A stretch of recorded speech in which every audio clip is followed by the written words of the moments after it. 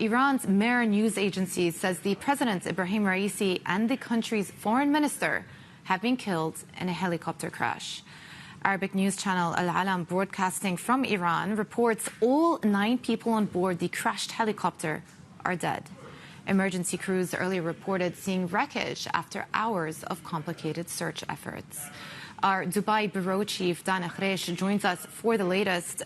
Dana, a very complex search mission happened throughout the course of the night, and it wasn't until about 2 hours ago that the Red Crescent located the crash site.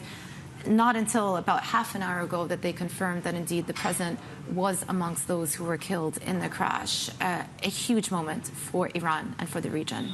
Yes, it is. And today we saw Press TV, which is an Iranian television channel, broadcasting images from East Azerbaijan, where they are live, showing one cleric was sobbing on the phone, crying, and one of the anchors saying it is a very difficult day for the Islamic Republic of Iran, describing them as both Raisi and Amir Abdulrahman as servants of the state.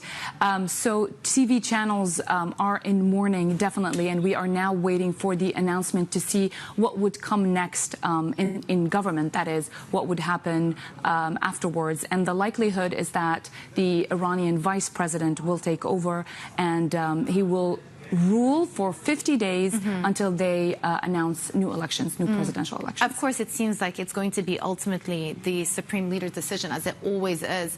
Let me just ask you what this may mean, what implications it could have on Iranian foreign policy, because that is the major concern right now.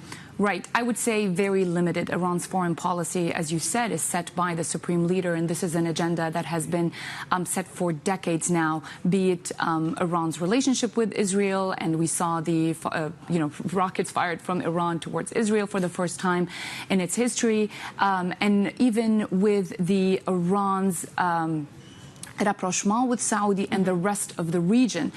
This has been helmed by Raisi and the foreign minister as well, but this won't change, and I think they will continue to do that because this kind of became in the benefit of them. Now, with Raisi and Amir Abdulrahman, I think that they may not have been very successful in reviving nuclear talks to ease sanctions on Iran, but even with U.S. policy and the rest, I doubt anything would change with regards to that. I do think it was interesting that even before the Red Crescent had actually located the site of the crash, the Supreme Leader Ayatollah Khamenei said the Iranian nation should not be worried or anxious, as no disruption will occur to our country's affairs. So he called on the public to pray for those on board the helicopter, but was also reminding the public that at the end of the day, he is still the supreme leader, and so they should not expect too much disruption to occur. That's significant.